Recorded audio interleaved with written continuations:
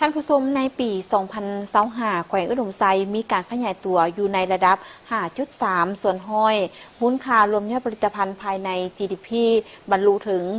12,000 กว่าตื้อกีบเฉลี่ยรายรับต่อหัวคนได้ 1,500 กว่าดอลลาร์สหรัฐสามารถระดมแรงทุนเข้าใช้การพัฒนาได้จำนวน 5,800 กว่าตื้อกีบซึ่งสังรวมแล้วตามการให้สัมภาษณ์ของทานคำแสงอาลีกรรมการประจำพรรคแขวงห้องประธานคณะกรรมการปกครองแขวงอุดมไซต่อทีมข่าวโทรภาพแห่งซาลาวาผ่านการจัดตั้งปฏิบัติแผนพัฒนาเศรษฐกิจสังคมที่พ้นเด่นของแขวงระยะ1 ปีผ่านมาในปี 2025 เห็นได้ว่าแขวงสามารถรักษาได้เสถียรภาพทางด้านการเมืองอย่างหนักแน่นสังคมมีความสงบเป็นระเบียบเรียบร้อยโดยพื้นฐานเศรษฐกิจสืบต่อขยายตัวการจัดเก็บรายรับได้ลื่นแผนการโครงรางพื้นฐานได้รับการปรับปรุงดีขึ้นและชีวิตการเป็นอยู่ของประชาชนบรรดาเผ่าได้รับการแก้ไขดีอันพ้นเด่นแมนสำเร็จการจัดตั้งการเฉลิมฉลอง3 วันประวัติศาสตร์โดยบรรยากาศอันฟดฟื้นได้สุขยุส่งเสริมการดำเนินธุรกิจขนาดน้อยขนาดกลางอย่างต่อเนื่องและขยายตัวดีขึ้นผลิตภัณฑ์สินค้าตัวแบบ1 เมือง 1 ผลิตภัณฑ์ได้รับการส่งเสริมและสามารถตอบสนองสังคมได้ขั้นพื้นฐานบรรดาโรงงานอุตสาหกรรมก็ได้ขยายพิเศษสำหรับโครงการพลังงานไฟฟ้าแสงตะเวนของบริษัท CGN แมนได้เปิดนำใช้พลังงานไฟฟ้าระยะที่1เป็นที่เรียบร้อยและปรับปรุงโครงรางพื้นฐานของแขวงเป็นต้นแมนถนนหนทางสภาพแวดล้อมและทัศนียภาพในตัวเมืองแมนได้รับการพัฒนาและปรับปรุงดีขึ้นสามารถตอบสนองความต้องการของสังคมได้โดยพื้นฐานอันพ้นเด่นแมนสำเร็จการปรับปรุงเส้นทางในเทศบาลแขวงก่อสร้างเส้นทางหลวงแห่งชาติ 2E-2W โครงการก่อสร้างต้านเจือนเทศบาลเมืองไซระยะที่2สำเร็จห้อยส่วนห้อยและโครงการอื่นๆก็ได้จัดตั้งปฏิบัติและมีความคืบหน้าแสดงออกเศรษฐกิจของแขวงอุดมไซมีการขยายตัวอยู่ในระดับ 5.3 ส่วนห้อยมูลค่ารวมยอดผลิตภัณฑ์ภายใน GDP บรรลุถึง 12,000 กว่าตื้อกีบเฉลี่ยรายรับต่อหัวคนได้ 1,500 กว่าดอลลาร์สหรัฐสามารถระดมแรงทุนเข้าใส่การพัฒนาได้จำนวน 5,800 กว่าตื้อกีบการผลิตเกษตรกรรมของพวกเขาได้สร้างมูลค่าเพิ่มได้ยกสูงทางด้านคุณภาพก็คือทางด้านปริมาณ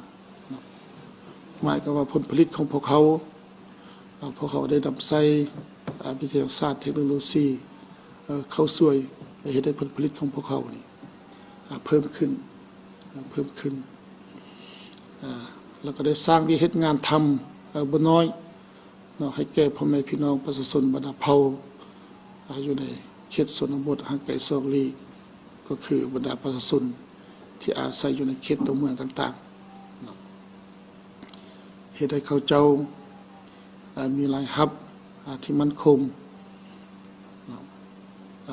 แล้วก็ตอบสนองได้ตามยุทธศาสตร์ว่าด้วยการลบล้างความทุกข์ยาก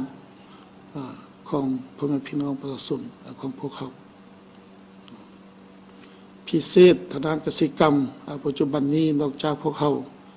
จะได้ส่งเสริมการปลูกพืชฤดูแล้งเพื่อเป็นสินค้าส่งออกแล้วพวกเขายังได้ริเริ่มในการก่อสร้างฟาร์มฟาร์มไก่ไข่ซึ่งเป็นฟาร์มที่ทันสมัยที่สุดใช้ระบบเทคโนโลยีเข้าช่วยนับแต่ในการคัดเลือกสายพันธุ์ในการเลี้ยงต่างๆในการให้อาหารไก่แม้กระทั่งในการอนามัยข้อไก่ต่างๆเพราะเขาได้ใส่เครื่องมือทันสมัยตามแผนฟาร์มไก่ไข่ดังกล่าวเพราะเขาจะเลี้ยงไก่ไข่อยู่600,000 ตัวคาดคะเนปริมาณในการผลิตไข่ประมาณ 500,000 หน่วยต่อมือ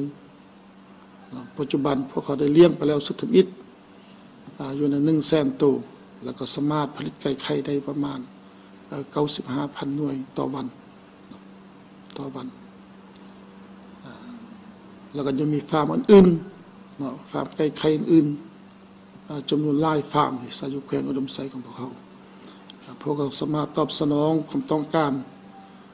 ในการบริโภคไข่ไก่เนาะได้อย่างเพียงพอแล้วก็ส่งออกไปขายอยู่ต่างแขวงสำหรับเวียกงานวัฒนธรรมสังคม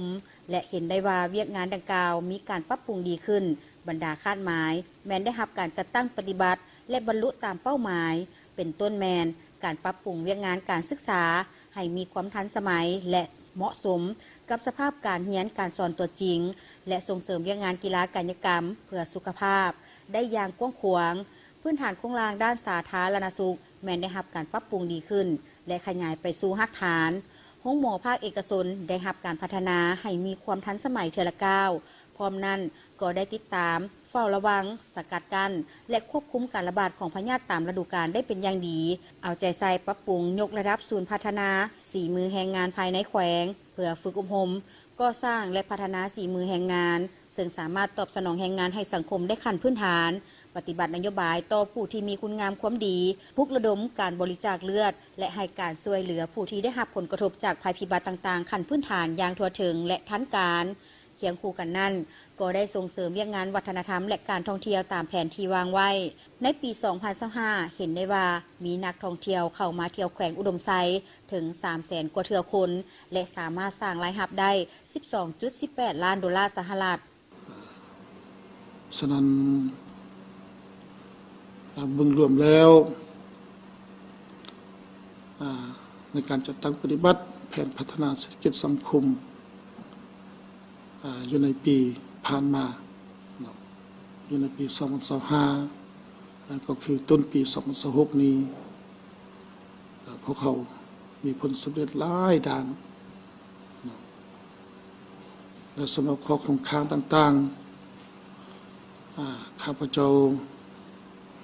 ก็ขอเรียกร้องให้บรรดาพ่อแม่พี่น้องประชาชนบรรดาเผ่าเรียกร้องให้บรรดาท่านการนำทุกขั้นนับแต่ขั้นแขวงขั้นเมืองปัจจุบันนี้มีขั้นตาแซงแล้วฮอดขั้นตาแซงจงได้พร้อมกันร่วมจิตร่วมใจพร้อมกันผ่านพาพร้อมกันประกอบส่วนในการแก้ไขปัญหาข้อต้องคงค้างต่างๆให้นำมือนับลดน้อยถอยลงเทละก้าวสร้างแขวงอุดมไซของพวกเขาให้เป็นแขวงที่มีการพัฒนาหอบด้านโดยเฉพาะไม่ให้บรรลุได้ตามคาดหมายภายใต้คำขวัญที่พวกเขาได้วางไว้เป็นต้นและแม้นคำขวัญซุ่มทุกกำลังแห้งพัฒนาแขวงอุดมไซตามทิศสร้างเศรษฐกิจเอกราชเป็นเจ้าตนเองและซี่ใจกลางพัฒนาอย่างนักแน่นด้วยความได้เปรียบทางด้านที่ตั้งยุทธศาสตร์การเสื่อมจอดผ่านเส้นทางรถไฟลาวจีนและความอุดมสมบูรณ์ของทรัพยากรธรรมชาติประกอบกับนโยบายที่เปิดกว้างและการอำนวยความสะดวกอย่างเต็มที่จากภาครัฐเชื่อมั่นว่าแขวงอุดมไซจะกลายเป็นดินแดนคำแห่งการลงทุนที่สามารถสร้างผลประโยชน์ร่วมกันระหว่างนักลงทุนและการพัฒนาชีวิตการเป็นอยู่ของประชาชนบรรดาเผ่าให้มีความเจริญรุ่งเรืองอย่างยืนยง